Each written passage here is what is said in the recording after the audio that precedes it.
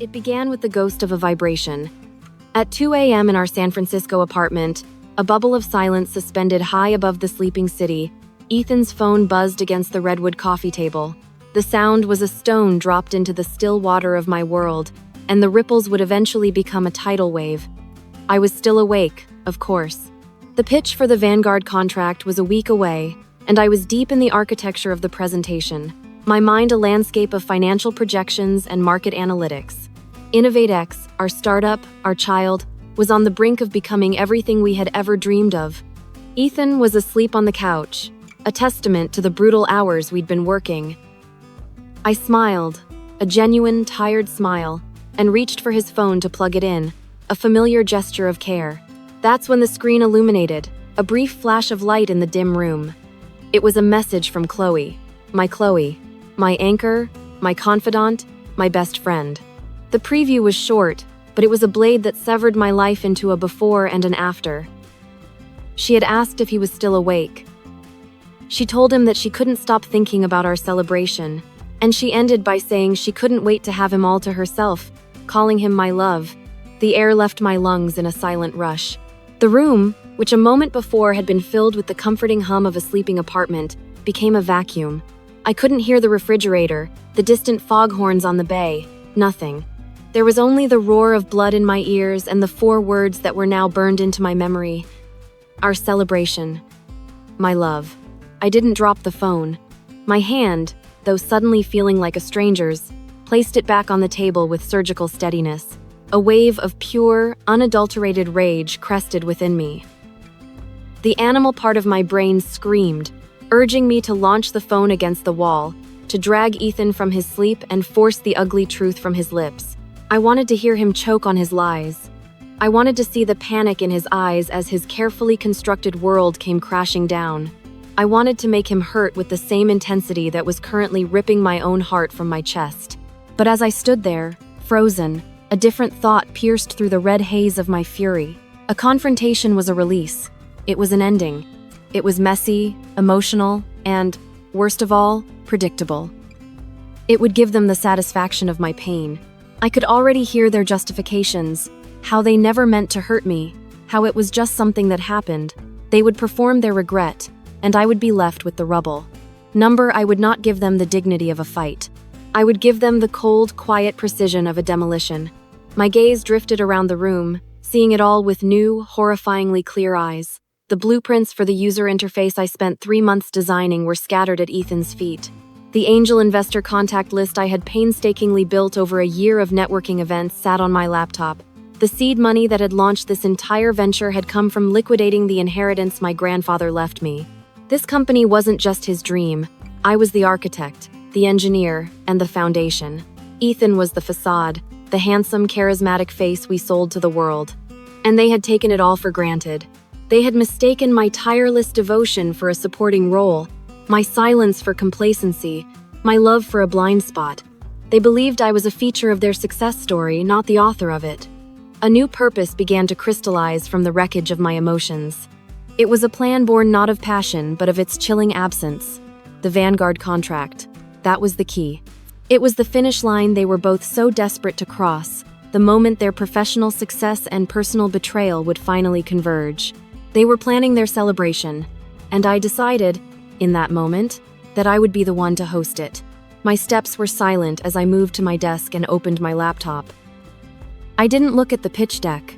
I navigated straight to the corporate formation documents, the folders I knew better than my own name. In the beginning, to seem more appealing to early-stage investors who wanted a single, clear leader, we had made a strategic decision. Ethan had argued, and I, in my love-blinded trust, had agreed, that it would be cleaner to put everything under one name.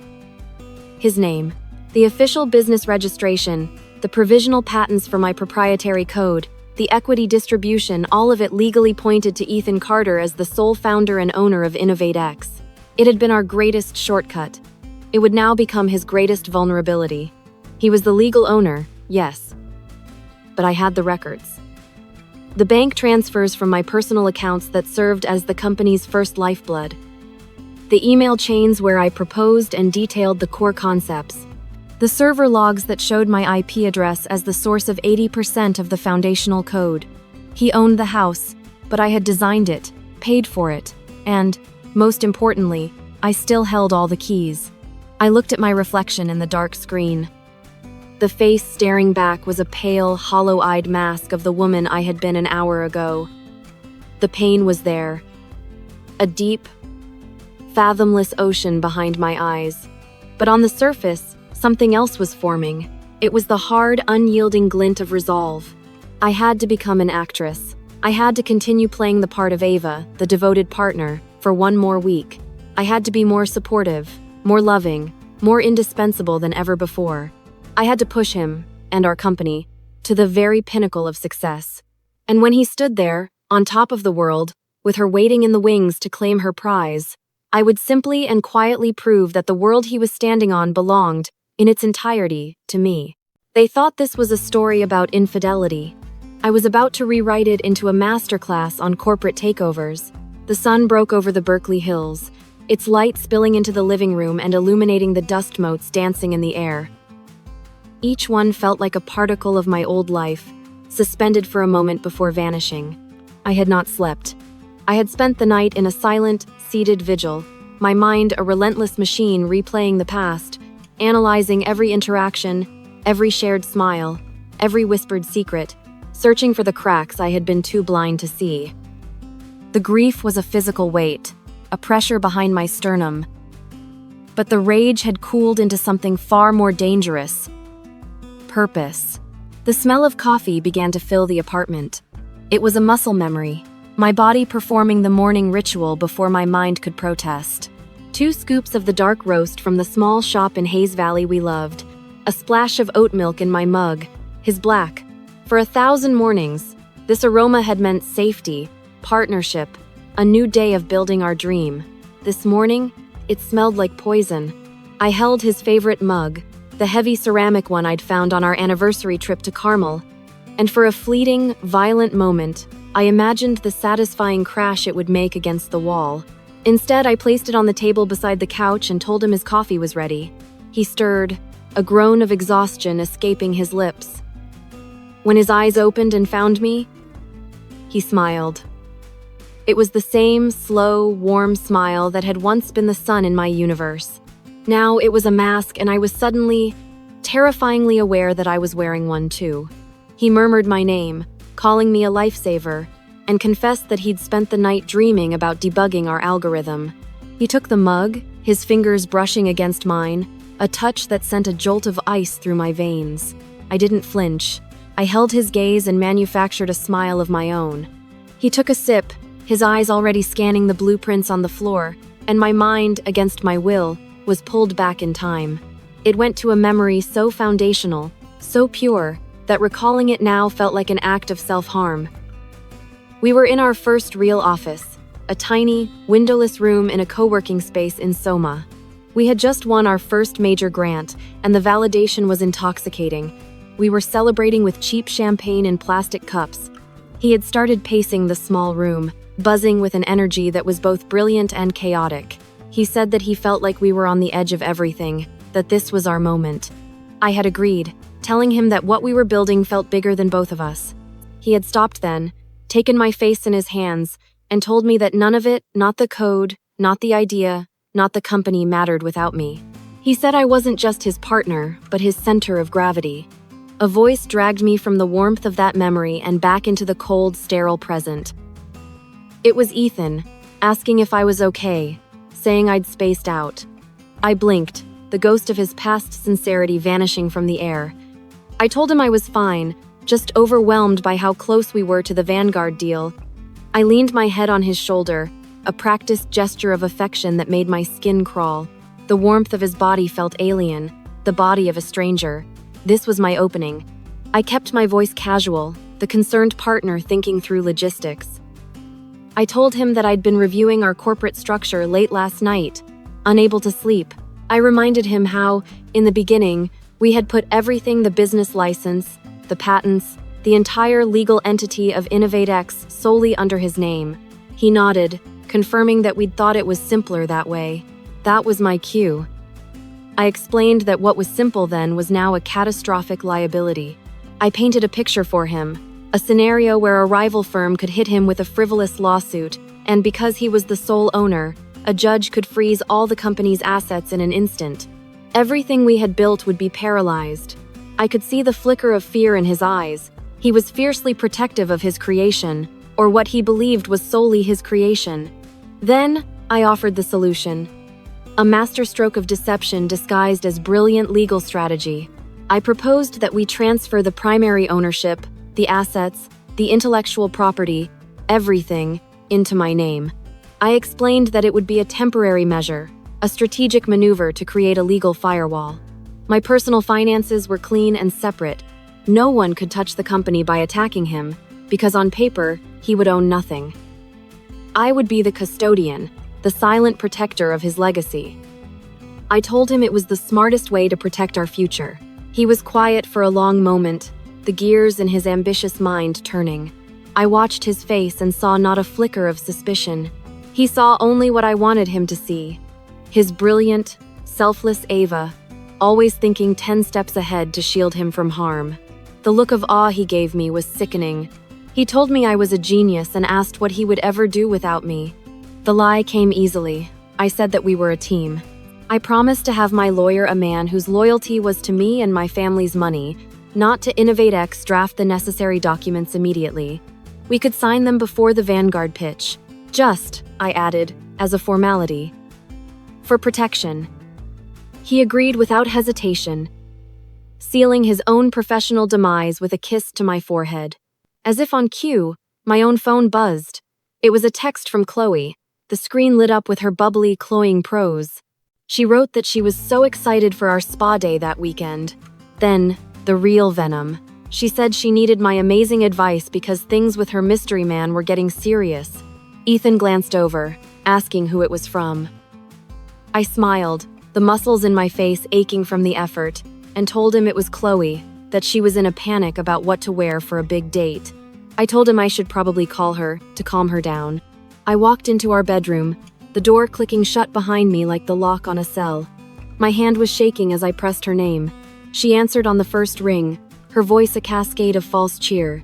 She launched into a breathless story about her new man, about how brilliant and driven he was, how he was on the verge of a massive career breakthrough that would change their lives. She spoke of his passion, his vision, his intensity. With a dawning, soul-crushing horror, I realized she was using the very words I had once used to describe Ethan to her. She was stealing my words, my life, my love, and selling it back to me as her own fairy tale. I listened to it all, making the appropriate sounds of encouragement. And when she was done, I told her what she wanted to hear.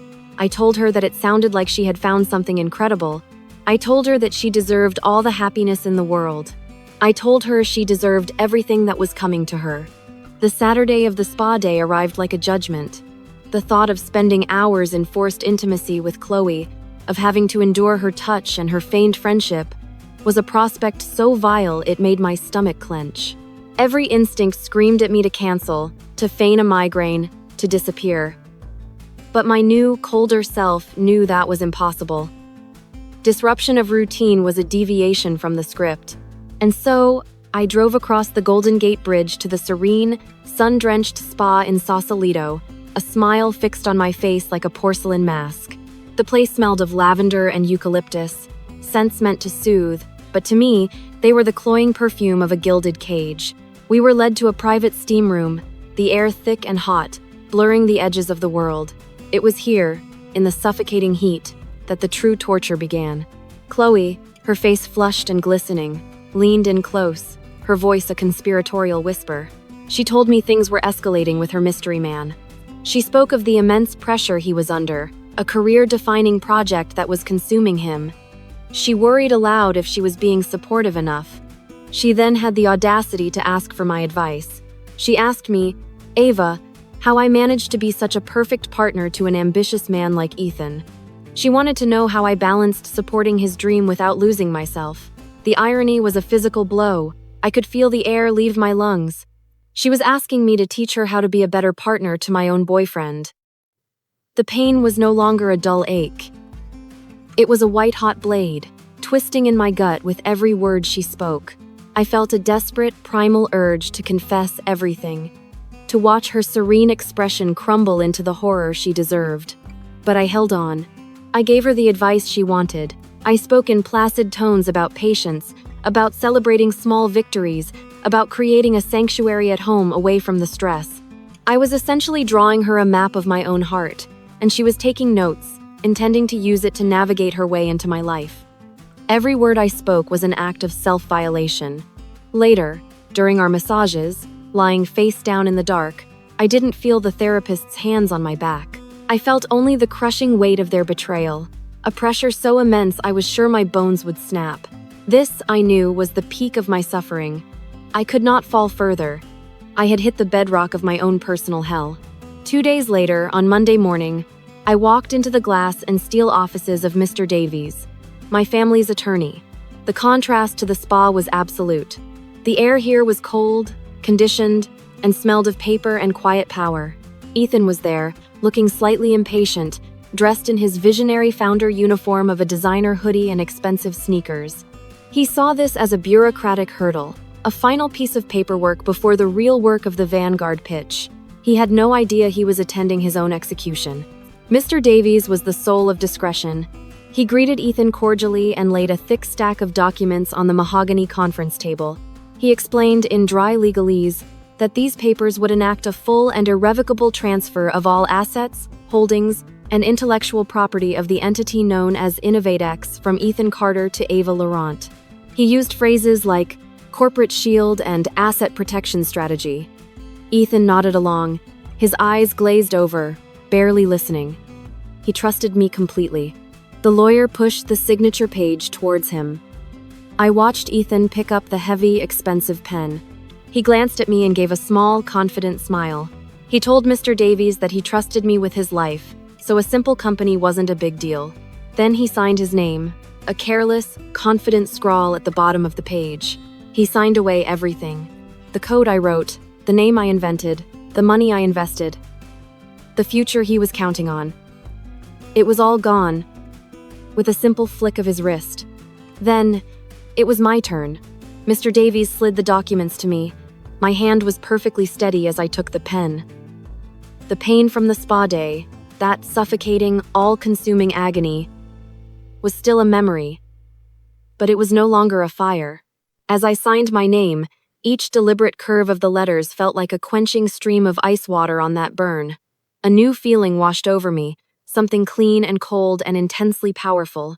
It was the feeling of control, the feeling of the board being reset, but this time I owned all the pieces. The gnawing emptiness of victimhood was replaced, in an instant, by the profound, thrilling satisfaction of justice being set in motion. I was no longer the woman crying in the dark. I was the one holding the pen. I was the owner. That night, we worked on the Vanguard pitch.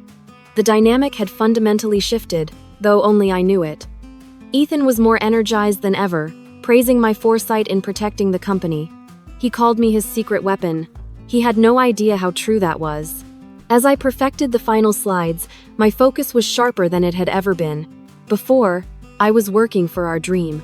Now, I was polishing the crown jewel of my empire. Every projected profit margin, every graph showing exponential growth, was a testament to the future I was stealing back. The pain was still there, a deep, resonant bruise, but it was no longer my master. It was my fuel. Looking at the final slide, with its bold heading InnovateX, a vision by Ethan Carter, I felt the first, true, satisfying taste of the magnificent ruin to come. With the signed documents secured in a bank vault, ownership was a legal fact. But facts on paper are silent. I needed to translate that silent power into tangible, irreversible control. The week leading up to the Vanguard pitch became my masterclass in corporate espionage, conducted from within the very company I now secretly owned. My grief and pain had been honed into a razor-sharp instrument, and I wielded it with unnerving precision. My first target was the technology itself, the soul of InnovateX. Ethan was the visionary, but I was the architect. I had written the foundational code, and like any good architect, I had built in a few hidden doors. Late one night, after Ethan had fallen asleep, confident and exhausted after a day of practicing his speech, I went to work. I logged into the core servers, my fingers flying across the keyboard. It wasn't a hack. It was simply me accessing the deepest levels of my own creation. I implemented a new master administrative account, one whose credentials were known only to me. It was encrypted with a 256-bit key tied to a data point only I would know. The exact timestamp of the moment I first saw Chloe's text message. This account superseded all others, including Ethan's. From this new digital throne, I could monitor all activity, access any file, and, if necessary, lock him out of his own system with a single keystroke. I then began a subtle migration of the most critical proprietary data, the source code for our predictive logistics algorithm, from our shared cloud server to a private, encrypted server I had personally leased under a shell corporation. To any casual observer, everything looked normal, but I had just quietly and methodically removed the company's crown jewels and locked them in my own private vault. The satisfaction was a cold, clean hum in my veins. My next move was financial. Ethan had always handled the investor-facing presentations, but I managed the day-to-day finances. I knew every account, every transaction, every password. On Tuesday morning, I told him that as part of our new asset protection strategy, it was critical to streamline our banking. I explained that having multiple accounts was a security risk, and that our primary investor capital should be consolidated. He'd agreed without a second thought, telling me to handle it, his mind already on the Vanguard pitch. I spent the afternoon executing a series of transfers. Funds were moved from our various startup and operating accounts into a single, new corporate account. An account for which I was the sole signatory. An account to which Ethan's name was not attached in any capacity. I left just enough money in the old operating account to cover payroll and routine expenses for the next 2 weeks, ensuring no alarms would be raised. He saw a balance sheet that looked healthy. He didn't see that the vast majority of the cash was now completely, legally, and exclusively under my control. With each completed transfer, I felt another layer of my victimhood being stripped away, replaced by the unyielding armor of financial power. The final piece of the puzzle was human. I needed an ally, someone on the inside who would be loyal to the company and its true owner when the time came. I found him in Liam, our lead engineer. Liam was brilliant, quiet, and deeply principled. He respected Ethan's salesmanship, but had expressed frustration in private about what he saw as Ethan's tendency to overpromise on technical capabilities. He was loyal to the work, not to the cult of personality. On Wednesday, I scheduled a one-on-one project review with Liam. We sat in a small conference room, and I laid out the technical roadmap for the post-Vanguard expansion. I spoke his language, not the language of vision and disruption, but of server loads, API integrations, and scalable architecture. I showed him my private work on the next-generation algorithm, advancements Ethan didn't even know existed. His eyes widened, not just at the code, but at the depth of my technical command. I didn't reveal my full plan. I didn't have to. I simply planted a seed. I told him that after the Vanguard deal, there would be some significant structural reorganization to better protect the company's core technology and reward the people who actually built it. I explained that his role would be expanding significantly and that his compensation would be tied directly to the technology's performance, not just the company's stock price. I was offering him what Ethan never could: respect for his craft and a future built on merit, not charisma. I saw the shift in his eyes. He saw a leader. He asked what he needed to do. I simply told him to be ready to secure our technical assets on my command. He nodded, no more questions asked. My quiet coup now had a lieutenant. By Friday, the day of the pitch, every piece was in place. I had legal ownership, I had control of the technology, I had command of the finances, and I had a key internal ally. I had hollowed out InnovateX from the inside, leaving only a shimmering facade for Ethan to present to the world. As I helped him straighten his tie that morning, he was electric with confidence. He looked at me in the mirror, his eyes shining. He told me that after today, everything would change for us. He said we would finally have everything we ever wanted. I smiled back at his reflection, my mask of support flawless and absolute. And I agreed. I told him that he was absolutely right. Everything was about to change. The Vanguard Ventures boardroom was a cathedral of corporate power. Floor-to-ceiling windows overlooked the San Francisco Bay, the water glittering under a perfect afternoon sun. The air was rarefied, smelling of expensive leather and ambition.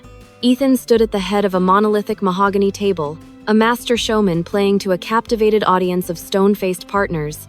He was brilliant. I had to give him that. He wove a story of innovation and inevitable market dominance, his voice resonating with a passion that was utterly convincing, because, in his own mind, it was entirely true. I sat to his right, the silent, supportive partner. I managed the presentation, advanced the slides I had meticulously designed, and offered quiet, data-driven affirmations when one of the partners asked a technical question. From the corner of my eye, I could see Chloe. She had insisted on being there, positioned in a chair against the back wall, ostensibly as a friend supporting a friend. She was radiant, her eyes fixed on Ethan with an expression of pure, possessive adoration. They were a king and his queen in waiting, surveying their imminent coronation. When Ethan finished his closing statement, the room was silent for a beat. Then one of the senior partners, a formidable woman named Miss Albright, leaned forward. She informed him that his presentation was one of the most compelling she had ever seen. She then announced that the board had voted, and Vanguard was prepared to offer InnovateX a Series A funding round of $30 million. The air in the room seemed to ignite. A round of applause broke out. Ethan's face was a mask of ecstatic disbelief. He looked at me, his eyes shining with tears, and mouthed the words, "We did it." I saw Chloe stand up from her chair, her hands clasped over her heart, a triumphant, tearful smile blooming on her face. This was their moment, the culmination of all their work, all their lies, all their stolen nights. The world was theirs. Miss Albright slid a leather-bound folder across the table. She explained that it was their standard investment agreement and that they just needed the signature of the company's legal owner to finalize the deal. This was my cue. The performance was over. Ethan reached for the folder, his hand trembling with adrenaline. But I placed my own hand on it first. "Actually," I said, my voice cutting through the celebratory buzz in the room, clear and cold as ice. "There's a small point of clarification needed." Every head turned to me. Ethan looked at me with confusion, a slight frown creasing his brow. Chloe's triumphant smile faltered. Ethan did a masterful job presenting the vision. I continued, addressing Miss Albright directly, my tone even and professional. "But I'm afraid there's a misunderstanding regarding the company's governance. He is our chief visionary officer, but he is not the owner." The silence that followed was absolute, heavy, and immediate. It was as if I had sucked all the oxygen out of the room. Ethan stared at me, his mouth slightly agape. I could see the confusion warring with a flicker of nascent panic in his eyes. He started to laugh, a short, nervous bark. He told Miss Albright that I had a dry sense of humor, that of course he was the owner. I didn't smile. I didn't even look at him. I slid my own briefcase onto the table, opened it, and produced a slim file. From it, I extracted a single document and passed it to Miss Albright. "This is a certified copy of the Corporate Resolution and Asset Transfer Agreement, signed by Mr. Carter and myself, and notarized last Monday," I stated calmly. "It confirms that 100% of the shares, intellectual property, and operational assets of InnovateX were legally transferred to me, Ava Laurent. I am the sole owner. I am the one who signs." Miss Albright's eyes, sharp and intelligent, scanned the document. Her expression remained neutral, but she gave a slight, almost imperceptible nod. The other partners began to murmur, looking back and forth between the document and a suddenly pale Ethan. He finally found his voice. It was a strangled whisper. He asked me what I was doing. He asked if this was some kind of joke. I turned my gaze to him then, and for the first time in weeks, I let him see behind the mask. I let him see the cold, quiet rage that had been fueling my every move. "No joke, Ethan," I said, my voice low and devoid of all its former warmth. "It's just business. An asset protection strategy, remember? We were protecting the company from outside threats. I just didn't specify that the threat was you." The color drained from his face. The confident visionary vanished, replaced by a stunned, horrified boy. He looked utterly lost, as if the world had suddenly started spinning in the wrong direction. And then his eyes darted to the back of the room, to Chloe. Her face was a canvas of pure shock. Her triumphant smile had collapsed into a slack-jawed expression of horror. Her eyes, wide and terrified, were locked on me. The realization was dawning, slow and sickening, that this wasn't just a corporate maneuver. This was personal. This was retribution. She saw not a business partner, but a woman she had betrayed. And she was finally understanding the catastrophic consequences. Her dream, built on my tears, was evaporating before her very eyes. Ethan stumbled backward, his chair scraping loudly against the floor. He stammered that this was impossible, that it was his company, his idea. But his words lacked conviction. They were the desperate gasps of a drowning man. He was dead. He just didn't know it yet. Chloe was frozen in place, her hand covering her mouth, her body trembling. They were no longer king and queen. They were just two thieves, caught in the blinding glare of a spotlight they never saw coming, in a kingdom that had never truly been theirs. The aftermath was not loud. There were no screams, no accusations hurled across the gleaming boardroom table. The partners from Vanguard Ventures, consummate professionals, had simply waited for the internal drama to subside. Miss Albright had looked at me, then at the shattered man who was Ethan, and concluded the meeting with a quiet, decisive statement. She said that Vanguard invested in stable leadership and clear ownership, and that she would be in touch with me and only me the following day to discuss the final terms. With that, they had filed out of the room, leaving the three of us in a tomb-like silence. Chloe was the first to break. She fled. She didn't say a word, didn't even look at Ethan. She simply grabbed her purse, her face pale and streaked with ruined makeup, and walked out, the click of the closing door sounding like a final gunshot. In her flight, I saw the pathetic truth of their affair. It was a fantasy, a thrilling game built on a future of success. When that future vanished, so did the fantasy. There was no grand love to fight for, only the wreckage of a failed conspiracy. Now, it was just Ethan and me. He finally sank into a chair, his body deflating as if his bones had turned to dust. The charismatic visionary was gone, replaced by a hollowed-out stranger. He looked up at me, his eyes filled not with anger, but with a profound, desolate confusion. He asked me why. His voice was a hoarse whisper, the sound of a man who had lost everything and didn't even know how. I didn't answer immediately. I walked to the vast window and looked down at the city below, at the tiny cars and anonymous people, all moving with a purpose that he no longer had. "You know why, Ethan?" I said, my voice soft but unyielding. He stammered, denying it at first. He tried to claim it was about money, about my wanting control. But the lies were weak, pathetic, and he knew it. I let the silence stretch, forcing him to confront the truth he so desperately wanted to avoid. Finally, he broke. He confessed that he knew what this was about. He said it was Chloe. He tried to explain it, to minimize it. He told me it didn't mean anything, that it was a mistake, a stupid flirtation that had gotten out of hand. He said he loved me, that he had always loved me. Each word was a pathetic, self-serving lie, and for the first time it didn't hurt. It was like listening to a weather report about a storm that had already passed. "It wasn't a mistake, Ethan," I said, turning from the window to face him. "Mistakes are accidental. You two built a separate life behind my back. You used my work, my money, and my love as the foundation for your future together. Chloe didn't just stumble into your arms. She was asking me for advice on how to love you better." The color drained from what little was left in his face. He hadn't known that part. The look of utter sickness that passed over his features was the first genuine thing I had seen from him all day. He began to plead then. He told me he would end it with her, that he would do anything. He begged for the company back, promising me any title, any percentage. He was trying to bargain, but the currency he was offering, his love, his loyalty, his promises, was worthless. It had been counterfeit all along.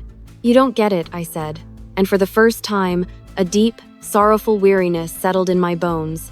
The thrill of victory was gone, replaced by the heavy price of it. "You're not losing InnovateX because you had an affair. You're losing it because of who you revealed yourself to be in the process. You saw me as a resource, an asset to be managed. You never saw me as an equal. You thought my support was unconditional, my silence a sign of weakness. You and Chloe both made the same mistake. You never once stopped to consider what a woman like me would do when she had nothing left to lose. I picked up my briefcase. There was nothing left to say. I was not leaving in a storm of rage, but in a quiet, resolute calm. I had taken back what was mine. The company is in my name, Ethan, I said, my voice leaving no room for argument. My lawyer will be in touch with a severance proposal. I suggest you take it. I walked towards the door, my heels clicking on the polished floor. He didn't try to stop me. As my hand touched the handle, he spoke one last time, his voice barely audible. He asked when I had known. I paused, but I didn't turn around. I thought back to that night, to the silent buzz of the phone, to the moment my world had fractured. I thought of the pain and the cold resolve that had been born from it. You should never underestimate the quiet, I said, more to myself than to him. That's where the plans are made. Nah. I walked out of the room and didn't look back, leaving him alone with the silence and the ghosts of a future he had so carelessly thrown away. The war was over. There was no celebration, no triumphant joy. There was only the quiet, profound, and unbreakable lesson that had been forged in the fire of betrayal. The deepest wounds are inflicted not by the screams of the broken-hearted, but by the calculated silence of the wronged. And that was a lesson he would now have a lifetime to understand. Life, a complex tapestry of emotions, often confronts us with its most bitter threads, betrayal in love and marriage. This act, a profound violation of trust, shatters the very foundation upon which these relationships are built. It forces us to confront a harsh truth, that the people we hold closest can, and sometimes will, cause us the deepest pain. The philosophy of betrayal suggests that it is not merely an event, but a catalyst for radical transformation. The end of a seemingly perfect chapter can be the painful beginning of a new one, forcing us to rebuild our understanding of love, trust, and self-worth. It challenges us to move beyond the question of why and instead ask what now. In this crucible of pain, we learn the immense strength required to heal, to forgive not for the other person, but for our own liberation, and to eventually open our hearts again, fortified by the scars that remind us of our resilience. The crystal champagne flute felt cold against my fingers, a stark contrast to the forced warmth of the smile plastered on my face. From across the manicured lawn of our Willow Creek estate, the sound of polite laughter and the soft melody of a string quartet drifted on the humid August air. Everything was perfect. Too perfect. It was the 10th anniversary of my marriage to Ethan Hayes, and I was the leading lady in a perfectly staged play, a production so flawless that even I had almost believed its beautiful lies. Our home, a sprawling modern masterpiece I had designed myself in the early years of our marriage, was filled with the city's elite. Business partners, society friends, people who looked at Ethan and me and saw the pinnacle of success, the golden couple. They saw Ethan, the charismatic founder of Hayes Construction, with his tailored suit and easy smile that could charm a room into submission. And they saw me, Amelia Hayes, the devoted wife, the brilliant architect who had graciously stepped back to raise our two beautiful children and create this perfect domestic sanctuary. They saw a portrait of marital bliss. What they didn't see were the cracked spiderwebbing beneath the gilded surface. Ethan was in his element. He stood near the grand French doors leading to the patio, a glass of whiskey in hand, captivating a small group with some anecdote from his latest business trip to Chicago. I watched him, my architect's eye for detail cataloging the minute inconsistencies that had become a roaring siren in my mind over the past year. The way his left hand, the one bearing his wedding band, gestured with practiced ease while his right thumb subconsciously swiped at the screen of his phone in his pocket. The new, expensive cologne he wore, a scent I had never purchased for him. The fleeting moments when his gaze would go distant, a shadow of something unreadable passing over his features before the charming mask snapped back into place. He caught my eye and gave me a dazzling smile, a silent communication of our shared triumph in hosting such a successful evening. I smiled back, a hollow echo of the genuine joy I once felt. Tonight, his smile didn't reach my heart. It felt like a beautifully crafted lie, just like the speech he had given an hour earlier. Standing on the steps of our home, with me at his side, He had spoken of our decade together as a foundation of unwavering love and trust. He called me his rock, his muse, the brilliant mind that not only designed our home but also the blueprint of his happiness. As he spoke, he clasped my hand, his touch firm and possessive for the audience. Then came the grand finale, a velvet box produced from his jacket pocket. Inside, a diamond necklace glittered under the fairy lights, a constellation of cold fire. The crowd had sighed in collective admiration as he fastened it around my neck, his lips brushing against my ear as he whispered that he loved me more than words could say. The diamonds felt heavy, like a beautiful, ornate collar. The party wore on, a beautiful blur of congratulations and air kisses. I moved through the throngs of guests, my mind a turbulent sea beneath a placid surface. Every compliment on our perfect life felt like a barb. The foundation he'd spoken of felt like sand, and I was sinking. For months, the evidence had been mounting, small tremors before the earthquake. The late nights at the office became more frequent. The business dinners stretched into the early morning hours. His phone, once left carelessly on the nightstand, was now guarded like a state secret, with a new password he claimed was for corporate security. A few months ago, I had found a receipt for a lavish dinner at a restaurant we had never been to, a table for two, tucked into the pocket of a suit I was taking to the dry cleaners. When I'd asked, he'd smoothly explained it was with a client, a potential investor whose name I wouldn't recognize. I wanted to believe him. God, how I wanted to believe him. To believe that the man I had sacrificed my own burgeoning architectural firm for, the man I had poured every ounce of my love and support into, was still the same man I had married. But the architect in me recognized a flawed foundation when I saw one, and our marriage was showing stress fractures everywhere. By midnight, the last of the guests had departed, their expensive cars crunching over the gravel driveway and disappearing into the night. The staff I had hired for the evening were quietly clearing away the remnants of the celebration. I stood alone in the grand foyer, the silence of the house amplifying the roaring in my ears. The diamond necklace felt impossibly cold against my skin. Ethan came up behind me, wrapping his arms around my waist. He rested his chin on my shoulder, his breath warm against my neck. He told me the party had been a massive success and that everyone had been saying what a wonderful hostess I was. He said he was the luckiest man in the world. I stiffened at his touch, my body involuntarily rejecting his feigned intimacy. He must have felt it, as he loosened his grip slightly. He suggested we should head upstairs, that it had been a long night. I nodded, unable to form words. In our bedroom, the opulent space I had designed to be our sanctuary, the air was thick with unspoken truths. He went into the en-suite bathroom to shower, the sound of rushing water a dull roar in the background. And then, I saw it. Lying on the rich mahogany of the nightstand, where he had emptied his pockets, was his phone. Face up, unlocked. My heart began to hammer against my ribs, a frantic, trapped bird. This was it. The moment where I could choose to continue living in blissful ignorance or step into the cold, harsh light of reality. My hands trembled as I reached for it. It felt unnaturally heavy, a small black mirror that was about to show me a reflection of my life I could never unsee. Just as my fingers brushed the cool glass, the screen lit up. A notification banner slid down from the top.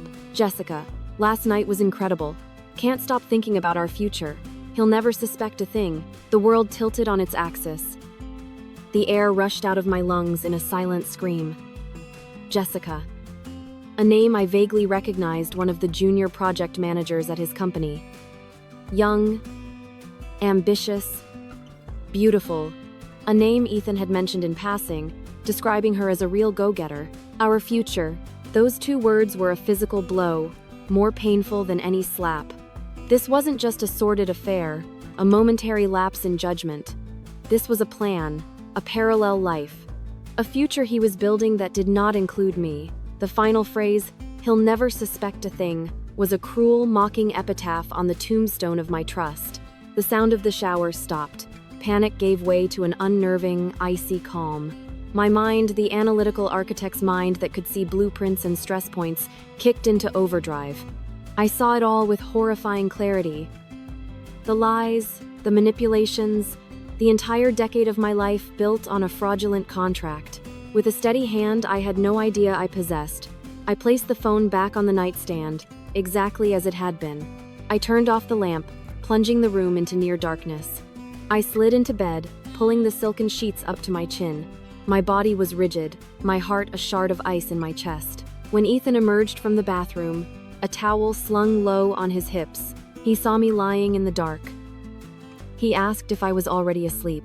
My voice was surprisingly even when I replied, telling him I was just tired from the party. He slid into bed beside me, the mattress dipping with his weight. He reached for me, his hand settling on my hip. He whispered my name, his voice thick with a desire that now turned my stomach. I did not flinch. I did not move.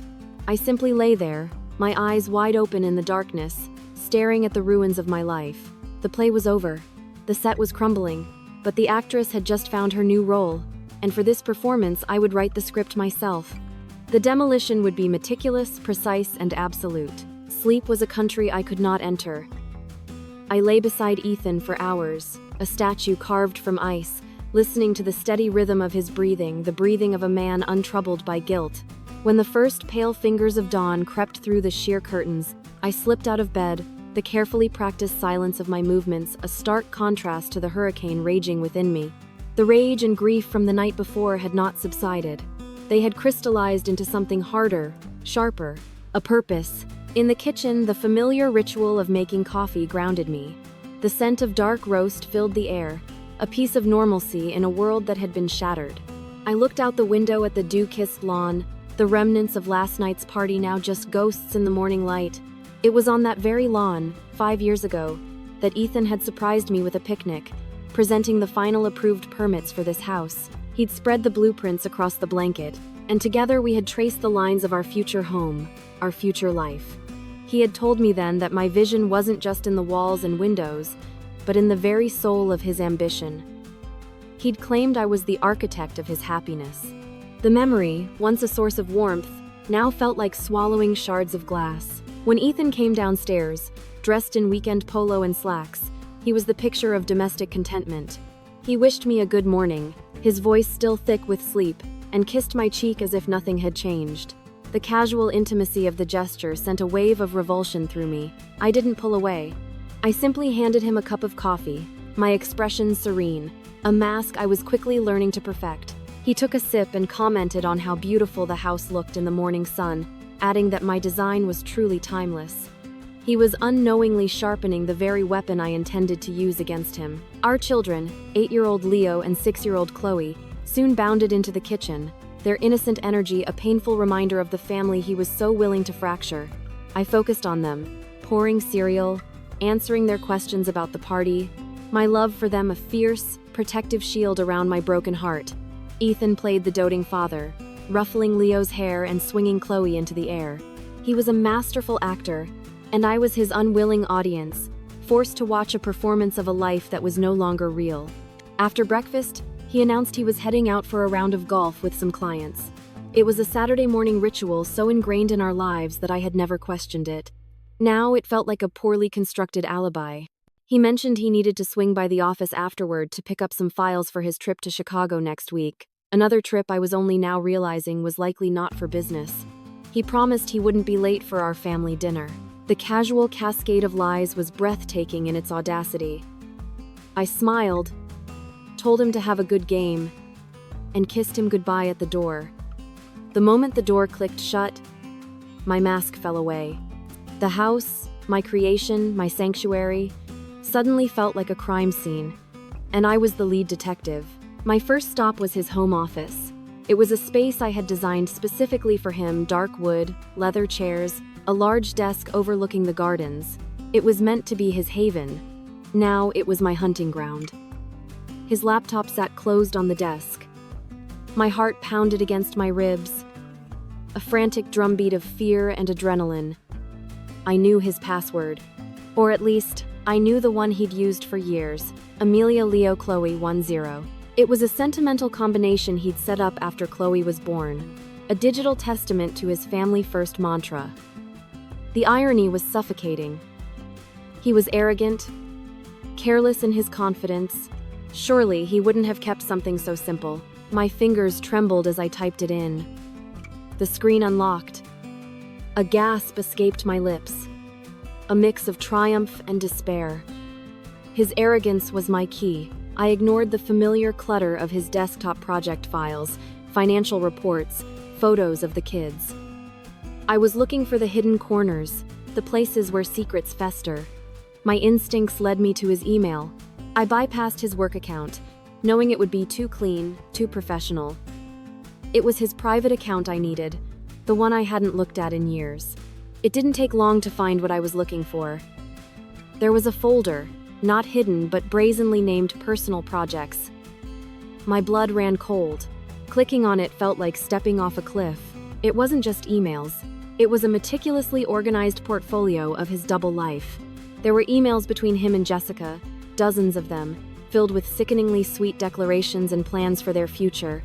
They weren't just lovers, they were partners in deceit.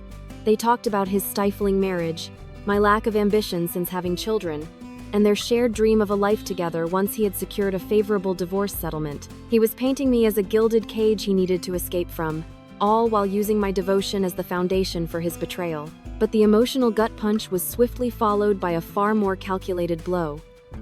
Deeper in the folder, I found financial documents that made my breath catch in my throat. Bank statements from an account I didn't recognize, wire transfers. And then, the blueprint of his betrayal laid bare. A lease agreement for a luxury apartment in downtown Boston, signed 3 months ago. The tenant's name was Jessica Miller. The payments were being automatically debited from that secret account. With a growing sense of dread, I cross-referenced the account statements with his business ledgers, which he foolishly kept synced to his personal cloud. The picture that emerged was horrifyingly clear. He had created a shell company, a subcontractor under the Hayes Construction umbrella, supposedly for materials procurement. For the past year, he had been inflating invoices, overbilling clients, and siphoning hundreds of thousands of dollars of company money, our money, into this shell account.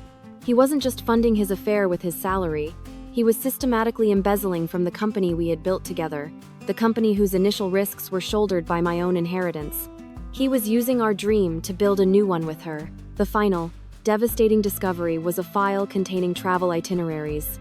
His business trip to Chicago next week was a lie. The booking was for 2 people, to a 5-star resort in Maui. Ethan Hayes and Jessica Miller. I leaned back in the leather chair, the room spinning around me.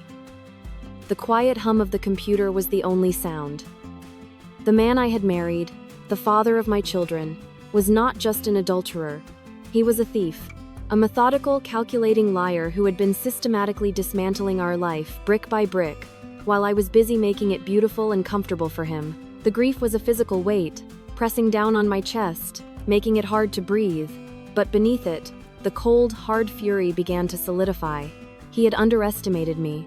He saw me as the complacent wife, the retired architect content to arrange flowers and host dinner parties. He had forgotten who I was. I was the one who could see the structural weaknesses in any design. I was the one who knew that to bring down a building, you don't just smash the windows, you go for the foundation.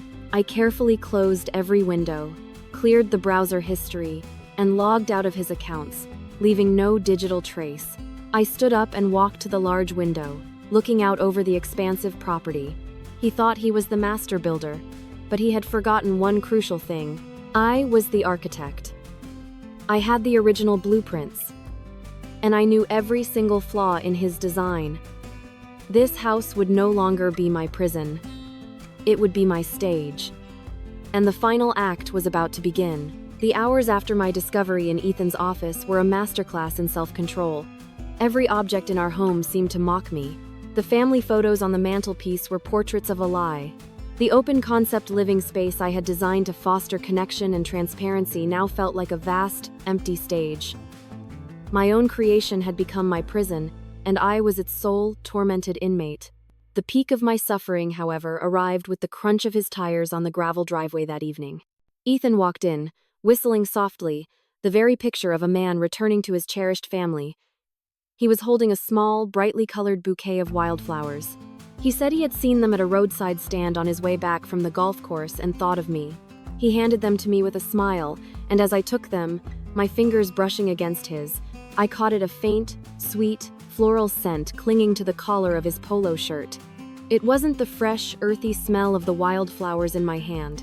It was perfume, A scent I didn't recognize, one that was decidedly not mine. The flowers in my hand suddenly felt like funeral wreaths. My throat closed up. For a terrifying second, I thought I was going to be sick right there on the polished Italian marble I had so carefully selected. This was the reality of it. He had spent his day with her, breathing in her scent, touching her skin, and then had driven home to me, stopping for a cheap bouquet to complete his performance as the thoughtful husband. The pain was no longer an abstract discovery on a computer screen. It was a physical presence in my home, a scent in my nostrils, a tangible violation. He leaned in to kiss me, and I had to fight every primal instinct to recoil. I turned my head just enough so his lips landed on my cheek. I forced a smile and thanked him for the flowers, my voice sounding distant and thin even to my own ears. That night at dinner, I sat across from him at the head of the long oak table, listening as he recounted fabricated stories of his golf game, of a client who'd made a particularly impressive shot. I watched him interact with Leo and Chloe, his face a mask of paternal love, and the chasm between the man he pretended to be and the man he was ripped my heart into shreds. Later that night, in our bed, he reached for me again. I feigned a headache, a sudden wave of exhaustion from the party. My body rigid with a revulsion so profound it felt like a fever. He accepted it without question, rolled over, and was asleep in minutes. I lay awake, staring into the darkness, the scent of her perfume, a ghost in the room, and I knew that my grief had burned itself out. What was left was a core of pure, unadulterated resolve. The next morning, a Monday, the house was quiet after Ethan left for work and the children for school. The silence was my ally. I sat in my dormant home studio, a room that had become more of a storage space for my past ambitions. For the first time in years, I didn't see dust and disuse. I saw a command center. My first move was surgical and discreet. I used a secure laptop I kept for my personal finances and researched the most formidable divorce attorneys in Boston. I wasn't looking for a mediator, I was looking for a shark. I found her, Evelyn Reed, a woman whose online profile was a litany of high-stakes, high-asset victories, known for her discretion and her ruthlessness. My hand trembled as I dialed her office number. Speaking to her assistant, I scheduled a preliminary consultation for estate planning, a plausible lie. Hanging up the phone, a strange sensation washed over me. It wasn't happiness, not yet. It was something far more potent, control. For the first time since reading that devastating text message, I was no longer a victim reacting to pain. I was an agent taking action. The suffocating weight on my chest lessened, just slightly, replaced by the cool, satisfying click of the first piece of my plan falling into place. Buoyed by this small victory, I turned my attention to myself. Ethan's narrative, the one he was spinning for Jessica, was that I was a woman who had given up, a talent left to rust. I walked over to the large portfolio cases leaning against the wall. I unzipped one and carefully unrolled the original blueprints for a downtown art gallery I had designed before I met Ethan, the project that had won me the Young Architect of the Year award. I traced the clean, confident lines with my fingertips. I remembered the thrill of creation, the intellectual challenge, the fierce pride in my work. He hadn't just taken my trust. He had slowly, insidiously, taken this part of me too, convincing me that his success was our shared dream, and that my role was to support it from the wings. On impulse, I called Marcus, my former partner and mentor, a man I hadn't spoken to in over a year. I told him I was thinking of getting back into the field, perhaps taking on some small projects to start. The genuine warmth and excitement in his voice was a balm to my bruised soul. He told me the industry had missed my talent and that he had a potential project, a boutique hotel renovation that he thought would be perfect for me. He promised to send the preliminary details. After the call, I felt a flicker of the old Amelia, the ambitious, creative woman I had been. The pain was still there, a constant, dull ache, but now it had a counterpart, the exhilarating thrum of my own rebirth. The feeling was more satisfying than I could have imagined. Now it was time for the riskiest, most audacious step. It was time to get close to Jessica. I spent the afternoon conducting a deep dive into her digital footprint. She was exactly what I expected: young, image, conscious, and hungry for validation. Her professional social media profiles were curated to showcase her ambition, with frequent posts about design trends and architectural innovation. Her personal accounts were a gallery of expensive dinners, designer handbags, and aspirational travel photos, all funded, I now knew, by the money Ethan had stolen from our family. Her weakness was obvious. She didn't just want Ethan's money, she wanted the status and sophistication that she believed came with it. She saw herself as a future design influencer, a tastemaker. She wanted to be me, or at least, the version of me she saw from the outside. And that was the key I would use to unlock her. I drafted an email. My hands were steady now, my purpose clear. I created a new, anonymous email address under the pseudonym Aria Vance, a name that sounded chic and elusive. I crafted a persona, a wealthy, private investor looking to develop a small, exclusive art gallery in a fashionable part of the city. The project was a complete fabrication, but I filled the email with enough industry-specific jargon and convincing details from my old gallery project to make it sound utterly legitimate. The email explained that Miss Vance had been following the work of several up-and-coming project managers with a keen eye for modern aesthetics. I wrote that her name had been recommended as someone with fresh, innovative ideas.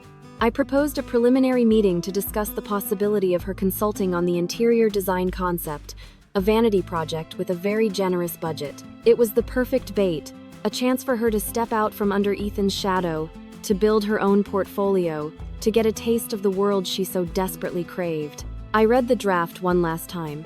It was perfect, cold, professional, and irresistibly tempting. My finger hovered over the send button. The pain of Ethan's betrayal was a raging fire, but this felt like aiming a fire hose of ice-cold water directly at its source. It was the first stone cast in the demolition of their secret world. I clicked send. A wave of profound, chilling satisfaction washed over me, eclipsing the agony. The architect was back at the drafting table. And this time, I wasn't designing a home. I was designing a downfall. The reply came less than 24 hours later. The notification for the Aria Vance email account appeared on my secure laptop with a quiet chime that echoed like a gunshot in my silent studio. My heart leaped, a wild mix of dread and exhilaration. Jessica had taken the bait. Her email was a carefully crafted blend of professionalism and undisguised eagerness. She expressed her profound honor at being considered and assured Miss Vance of her immediate availability. Reading her words, I felt a chilling sense of clarity. She was a climber, and I had just offered her a golden ladder, unaware that it led not to the top, but to an abyss. My first meeting was not with Jessica, but with Evelyn Reed. Her office was a fortress of glass and steel in the heart of Boston's financial district, a place that radiated power and discretion. I had spent 2 days compiling my evidence into a concise, organized digital file. The bank statements from the secret account, a timeline of the suspicious wire transfers, a copy of the apartment lease, and the travel itinerary for the Maui trip. I walked into that meeting not as a weeping, wronged wife, but as a client presenting a case. Evelyn was a woman in her late 50s with sharp, intelligent eyes that missed nothing. She listened without interruption as I laid out the facts, my voice even and devoid of the emotional chaos that still churned within me. I didn't speak of heartbreak. I spoke of wire fraud and embezzlement. I didn't speak of betrayal. I spoke of misappropriated marital assets. When I was finished, she looked at the evidence I had displayed on the conference room monitor, a flicker of professional admiration in her eyes. She told me that in her 30 years of practice, she had found that the most effective resolutions came not from emotional outbursts, but from strategic, overwhelming leverage. She said I had already built a formidable case. Her advice was the turning point. She explained that while the evidence of his affair would be a factor, the financial crimes were the real weapon. The key, she advised, was not to confront him but to maneuver him. We needed to protect my assets and the children's future before the demolition began. She then laid out a strategy so audacious, so brilliant in its simplicity, that it took my breath away. She told me that before I filed for anything, I needed to convince Ethan, under a plausible pretext, to transfer the majority of our liquid assets and even the deed to our Willow Creek home into a trust under my sole control. It seemed impossible, but Evelyn simply said that a man confident in his own deception is the easiest man to deceive. I left her office feeling not just empowered, but armed. The pain was still a tenant in my soul, but it no longer paid rent. Now, it worked for me. fueling a cold, sharp-edged focus I hadn't felt since my days designing skyscrapers. The next phase was the meeting with Jessica. I chose the Courtyard, a discreetly elegant lounge in a 5-star hotel. I transformed myself. I shed the skin of Amelia Hayes, the suburban mother, and donned the armor of Aria Vance. I wore a tailored black pantsuit that was both severe and chic, my hair pulled back in a sleek, severe bun. The only jewelry I wore was a pair of vintage pearl earrings understated, old money. I was the embodiment of the power and class Jessica so desperately craved. She arrived 5 minutes early, a flutter of nervous energy. She was beautiful, I had to give her that, but her ambition was so transparent it was almost pitiable. Her designer dress was a season too new, her handbag a little too large, her praise for my, entirely fictional, investment portfolio a little too effusive. I played my part, remaining aloof, speaking in measured tones about my vision for the gallery. I made it clear that the budget was of little concern, but that creative integrity and, above all, discretion were paramount. I watched her lean forward, her eyes gleaming with avarice. I made her feel like a co-conspirator in a world of elite art and high finance. I listened as she spoke of her own design philosophies, subtly dropping hints about her current role being creatively stifling. She spoke of a mentor at her firm who was both a great supporter and, at times, a roadblock to her larger ambitions. The irony was so thick I could have choked on it. She was talking about my husband, complaining about the very man she was trying to steal. By the end of our coffee, I had her. I told her I was impressed and that I would be in touch with a formal consulting contract. She left the meeting practically glowing, convinced she had just met the woman who would make her career. The satisfaction I felt was a cold, clean fire, burning away another layer of my grief. The final, and most critical, piece of the plan required me to face Ethan. I waited for the right moment, 2 nights later. I had spent the day working with Marcus on the boutique hotel project, my mind alive with schematics and design challenges. The work was a lifeline, reminding me of my own value and competence. When Ethan came home, I was at the dining room table, architectural drawings spread out before me. He was pleased to see me so engaged, telling me it was good to see me using my talents again. His condescension was a whetstone, sharpening my resolve. I waited until after the children were in bed. I approached him in his office, a look of carefully crafted concern on my face. I told him I had run into an old friend from law school at lunch, someone who now specialized in corporate liability. I spun a tale about a new, aggressive piece of legislation that was putting construction firms at risk, making principal owners personally liable for subcontractor defaults. I mentioned the name of a rival company that had supposedly been financially ruined by it. The lie was detailed, plausible, and targeted directly at his greatest fear, losing the empire he had built. I watched his face as the information sank in. I saw the flicker of alarm in his eyes. He asked me several sharp questions, and I answered them with the calm confidence of someone relaying second-hand expert advice. Then, I delivered the masterstroke.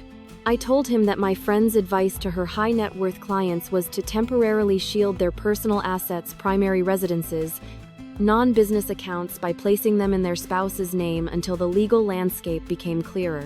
I presented it not as a demand, but as a prudent, protective measure for our family's future. I told him I hated to even think about it, but that we had to be smart and protect what we had built together. He looked at me, his gaze searching. For a heart-stopping moment, I thought he saw through it. But then I saw his expression shift. It was arrogance. He saw me, his non-practicing architect wife, trying to be helpful, trying to protect him. The idea that I could be orchestrating a move against him was so far outside his realm of possibility that it never even registered.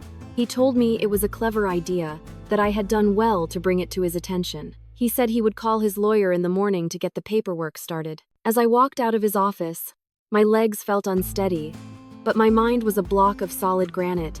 He was walking into a cage of his own making, and I was holding the key. The architect had not just drawn the plans for his downfall, she had just tricked the master builder into laying the foundation himself. The 2 weeks leading up to the Maui trip were the longest of my life. The legal paperwork was expedited by Ethan's own lawyer, a man who saw no reason to question a client protecting his assets. I sat beside Ethan in a sterile conference room, the scent of paper and expensive leather filling the air, and signed my name on the documents that effectively made me the sole proprietor of our life's fortune. He placed his hand over mine as I signed the last page, the deed transferring the house into the trust, and told me he felt so much better knowing our family was secure. The patronizing gesture, the utter blindness of his arrogance, was so profound it almost made me laugh. I felt nothing but the cold weight of the pen in my hand, the instrument of his undoing. Meanwhile, my relationship with Jessica, or rather Arya Vance's relationship, blossomed. We had 2 more meetings, one at the fictional gallery site and another over lunch. She was completely under my spell, confiding in me with an alarming lack of caution. In her eagerness to impress me, to align herself with my perceived power, she let her guard down completely. She spoke of her complicated relationship with a powerful, married mentor, with only a little gentle prodding. She lamented how his wife was holding him back, and confessed their dream of starting a new life together, perhaps even their own development firm, once he was free. I recorded our final lunch conversation with a micro-recorder in my purse, capturing every self-incriminating word. It was a cruel thing to do, but I felt no pity. She was a willing accomplice in the destruction of my family. The stage was set for the eve of their departure for Chicago.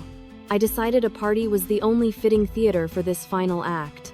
I sold the idea to Ethan as a celebration, a dual-purpose event, to thank our key partners for a recently completed project and to serve as a lavish send-off for his important trip. His ego, already inflated by his successful deception, swelled at the idea. A party in his honor was the perfect tribute to his own perceived brilliance. He was a king celebrating a victory, entirely unaware that he was walking into his own execution. I curated the guest list with the precision of a military strategist. It included Hayes Construction's most important investors, the firm's senior management, the president of the bank that held our business loans, and several influential city developers. And, of course, I invited Jessica. When Ethan saw her name on the list, he raised an eyebrow. I explained breezily that I had met her through a friend, was considering her for a small design project, and thought it would be a good networking opportunity for her. He bought it instantly, pleased at the serendipity, at the neat, tidy collision of his 2 worlds. The night of the party, our house was once again filled with the low hum of success. I moved through the crowd, a gracious hostess in a sapphire blue dress, the diamond necklace he'd given me for our anniversary a cold, deliberate weight on my collarbone. Ethan was holding court by the fireplace, basking in the praise of his colleagues. I saw Jessica across the room, looking nervous and radiant, her eyes constantly flitting towards Ethan, a secret, shared energy passing between them. The sight of it no longer sparked pain.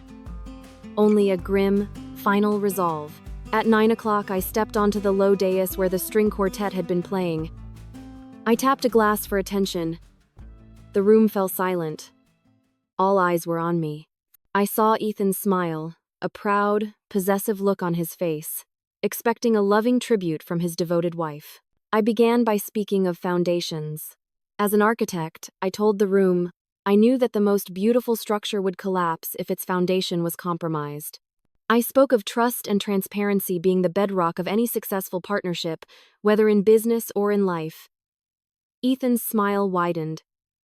He thought this was about him. Then, I told them I had put together a short presentation to honor the man at the center of all our success, my husband, Ethan.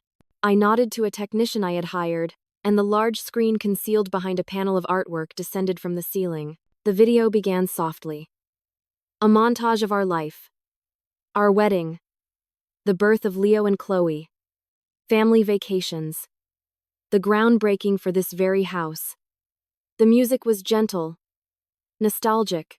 The room was filled with soft, appreciative murmurs. Ethan watched, his chest puffed with pride. Then the music screeched to a halt. The screen went black for a second before a new image appeared. A high-resolution scan of a bank statement for an account at an offshore bank. An account none of the investors in the room had ever seen. The next slide was the incorporation document for the shell company, Apex Material Sourcing. A gasp rippled through the audience. I saw Ethan's face drain of color, his smile frozen in a rictus of confusion. The slides continued, a cold, hard, factual presentation, inflated invoices from Apex to Hayes Construction. wire transfers from Hayes Construction to Apex, and then a statement from the secret account showing a monthly payment of $8,000 for a lease. The next slide was the lease agreement itself for a luxury apartment in the Seaport District. Tenant name, Jessica Miller. A collective intake of breath. All eyes darted from the screen to a pale, horrified Jessica, who looked as if she'd been turned to stone. The final blow was the audio. My voice filled the room, calm and professional, from the recording of my lunch with Jessica as Aria Vance. Then came Jessica's voice, clear and confident, telling her new, wealthy friend how she had Ethan wrapped around her finger. The audience heard her belittle me, heard her describe my husband as her ticket out of the mid-level grind, heard her giddy excitement about their upcoming trip to Maui as they planned to finalize their strategy for his divorce. The recording ended, and in its place, there was a silence so profound it was like the end of the world. It was a crushing, heavy, absolute void of sound. Every smile was gone, every glass was still. The only sound was the faint hum of the projector. I watched Ethan. His body was rigid, his face a mask of chalky disbelief. His eyes, wide with shock, darted from the screen to the stunned faces of his investors, to Jessica, and finally, to me. In that moment, he saw it all. The planning, the precision, the sheer scale of my counterattack. The confident, charming man he was just moments before had evaporated, leaving a hollow shell of pure, panicked dread. He looked like a man who had just watched his own building, the one he thought was his masterpiece, collapse into dust around him. Jessica was visibly trembling, her face a blotchy canvas of shame and terror. She looked at me, and in her eyes, I saw the dawning, horrific realization of who Aria Vance truly was. She opened her mouth, but no sound came out. She was a ghost at a feast that had suddenly turned into her own funeral. I let the silence hang for a full 10 seconds, letting the poison seep into every corner of the room. Then, I picked up the microphone again. My voice was calm, clear, and carried the weight of absolute authority. I informed them that, as of 3 days ago, all assets, including Hayes Construction and the very house they were standing in, were in a trust under my sole legal control. I told them I would be cooperating fully with any forthcoming investigations into the company's financial irregularities. And then, looking directly at Ethan and Jessica, I concluded by stating that the party was now over and that I would appreciate it if they, and everyone else, would kindly leave my home. The aftermath was not a storm, but a quiet, suffocating fog.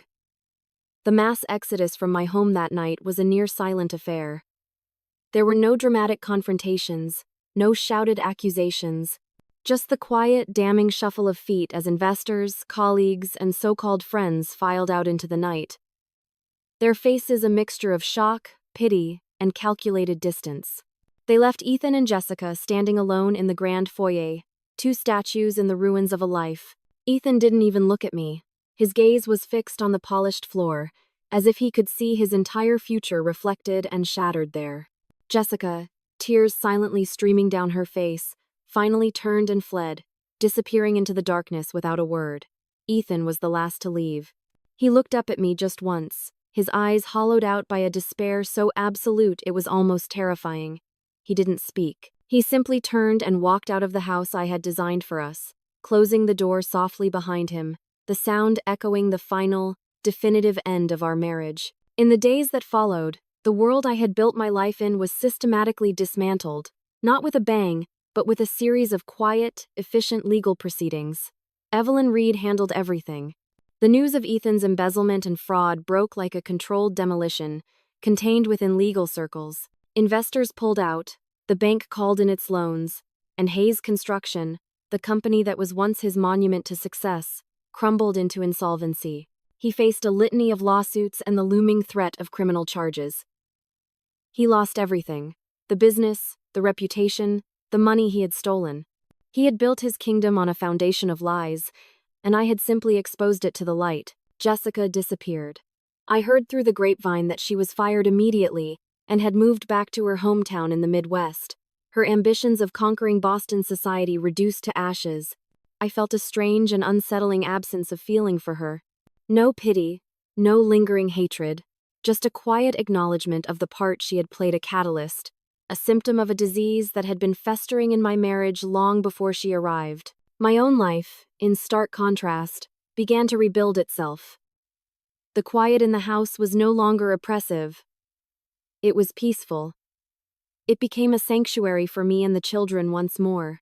I told them, in the simple, honest terms they could understand, that Daddy had made some mistakes and that he wouldn't be living with us anymore, but that both of us still loved them very much. Their resilience was a source of strength for me, a reminder of what was real and worth fighting for. The boutique hotel project with Marcus became my focus.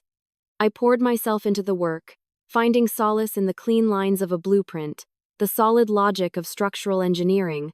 The creative fire that had been dormant for a decade roared back to life. I worked late into the night in my studio, not out of obligation, but out of a rediscovered passion. Every successful design element, every problem solved, was a small act of reclamation, a piece of myself that I was taking back. The pain of Ethan's betrayal hadn't vanished, but it had changed its shape. It was no longer a gaping wound, but a scar, a permanent part of me, a reminder of the break, but also of the healing. About 6 months after the party, Ethan requested to see me. We met at a neutral, anonymous coffee shop halfway between my home and the small apartment he was now renting. The man who sat across from me was a stranger. The charisma was gone, replaced by a weary, haunted look. The tailored suits were gone, replaced by a simple, worn sweater. He looked smaller, diminished. He didn't make excuses. He didn't try to blame me. He simply told me, his voice quiet and raspy, that he was sorry. He said that in his relentless pursuit of more success, more admiration, more excitement, he had lost sight of what he already had.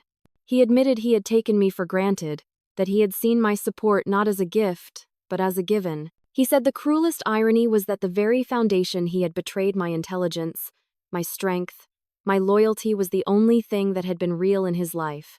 He wasn't asking for my forgiveness, he said, because he knew he didn't deserve it.